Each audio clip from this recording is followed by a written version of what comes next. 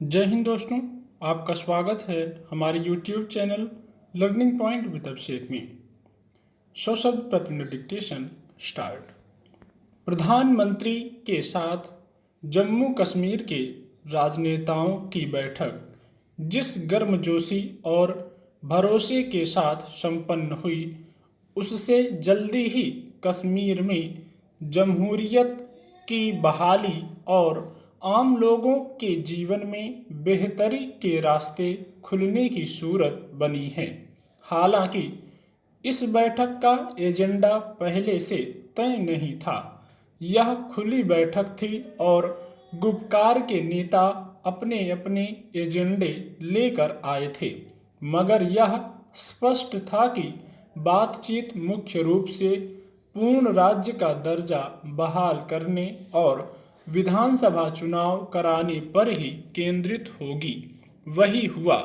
सारे नेताओं ने अपने दलीय सिद्धांतों के अनुसार एजेंडे रखे, पर सभी का जोर जल्दी चुनाव कराने और पूर्ण राज्य का दर्जा बहाल करने, वहां के लोगों की जमीन जायदाद की सुरक्षा और विस्थापित कश्मीरी पंडितों के पुनर्वास पर था। केंद्र ने भी कश्मीरी अवाम के हित में हर संभव कदम उठाने का आश्वासन दिया।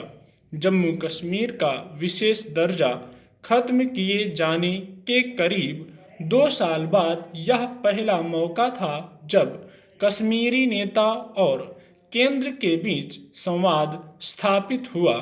इससे यह साफ संकेत मिला है कि केंद्र का रुख अब पहले जैसा कठोर नहीं है और न ही कश्मीरी नेता केंद्र से किसी तरह की तनातनी चाहते हैं।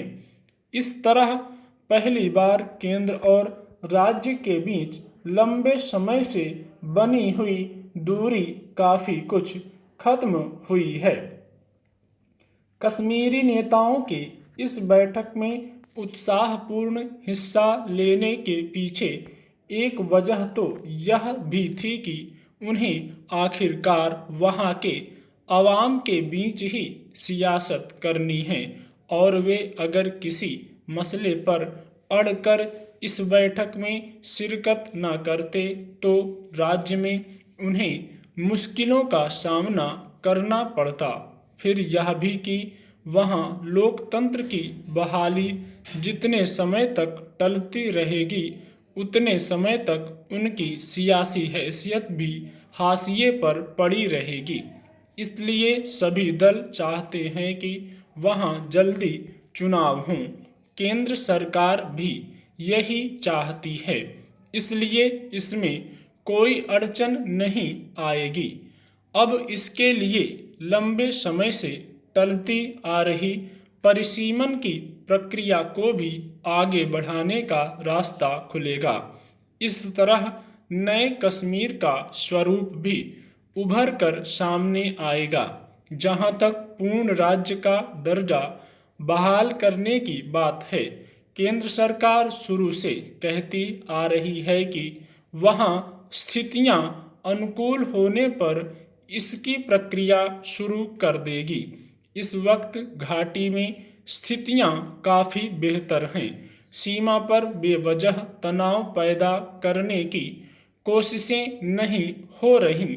आतंकवादी गतिविधियां भी काफ़ी कम हो गई हैं। इसलिए परिसीमन के बाद पूर्ण राज्य का दर्जा बहाल करने में शायद केंद्र को कोई परेशानी न हो। यह बात कश्मीरी राजनेता भी जानते हैं कि कश्मीर का विशेष दर्जा वापस दिलाना संभव नहीं होगा।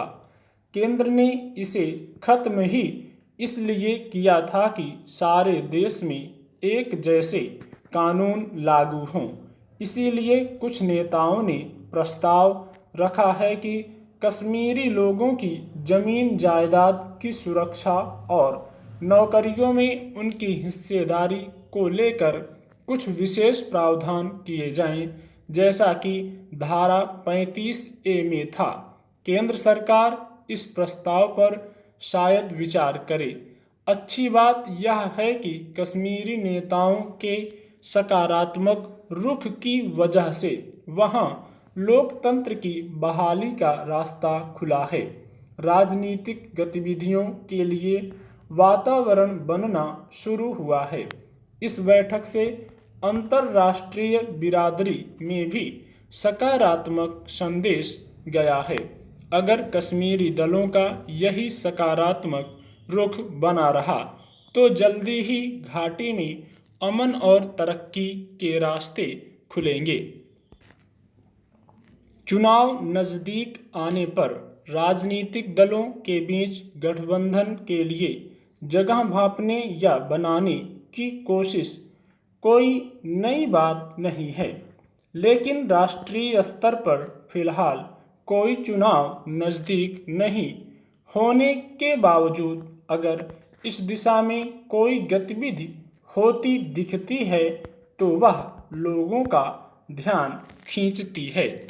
इस लिहाज से देखें तो पिछले कुछ समय से चुनावी रणनीतिकार के तौर पर जाने जा रहे प्रशांत किशोर के कई दलों के नेताओं से मिलने को विपक्ष का नया मोर्चा खड़ा करने की कोशिशों के तहत देखा जा रहा है। हालांकि देश भर में महामारी के संकट और उसके बीच सीमाओं में चलने वाली राजनीतिक गतिविधियों में यह कवायद कितना रंग ला पाएगी यह कहना मुश्किल है, लेकिन एक पखवाड़े के भीतर प्रशांत किशोर की राष्ट्रवादी कांग्रेस पार्टी के प्रमुख नेता शरद पवार से 3 बार मुलाकात के संकेतों को समझने की कोशिश स्वाभाविक है। हाल ही में पश्चिम बंगाल में हुए विधानसभा चुनावों में तृणमूल कांग्रेस को मिली जीत के बाद इस बात की चर्चा फिर जोर पकड़ने लगी है कि राष्ट्रीय स्तर पर भाजपा और राष्ट्रीय जनतांत्रिक गठबंधन का विकल्प खड़ा करने की जरूरत है। लेकिन फिलहाल जिस दायरे में इस विकल्प पर चर्चा हो रही है उसमें यह देखने की बात होगी कि इसमें शामिल पार्टियां क्या तीसरा मोर्चा खड़ा करने की दिशा में आगे कदम बढ़ाती हैं। गौरतलब है कि पिछले कुछ सालों से सत्ताधारी भाजपा के नेतृत्व में राजग के सामने विकल्प के तौर पर कोई मजबूत विपक्ष नहीं दिख रहा है। जहां तक कांग्रेस का सवाल है तो वह सीमित शक्ति के साथ अपनी उपस्थिति दर्ज करने की कोशिश करती है, लेकिन सरकार के सामने कोई बड़ी चुनौती नहीं खड़ा कर पाती है। इसके बावजूद राष्ट्रीय परिदृश्य में वह खुद को मुख्य विपक्ष मानकर चलती है। ऐसी स्थिति में फिलहाल कुछ क्षेत्रीय पार्टियों के तालमेल से अगर कोई मोर्चा बनता भी है तो उसमें यह निश्चित नहीं है कि कौन कितने दिन तक टिका रहेगा। यूं तीसरे मोर्चे के लिए अब तक हुई ज़्यादातर पहल का हासिल कमोबेश यही रहा है। इस बार भी जैसी कोशिशें दिख रही हैं और उसमें जिन पार्टियों को शामिल माना जा रहा है उनमें सामने विपक्ष के मुख्य ध्रुव को चुनना एक बड़ी समस्या रही है। मसलन समाजवादी पार्टी अगर तीसरे मोर्चे जैसे किसी गठबंधन में शामिल होने के बारे में सोचती है तो उसके सामने कांग्रेस के साथ सहयोग करने या नहीं करने का ऊहापोह कायम रहेगा।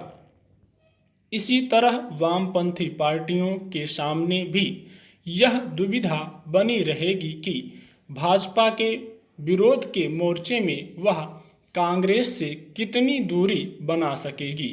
पश्चिम बंगाल के हाल के विधानसभा चुनावों में भी वामपंथी पार्टियों का कांग्रेस के साथ तालमेल था। अब ताज़ा सुगबुगाहट में वामपंथी दलों के कुछ नेताओं के जिस तरह सक्रिय होने की खबरें हैं, उसमें कांग्रेस के साथ सहयोग का स्वरूप क्या होगा, यह अभी साफ नहीं है। स्टॉप।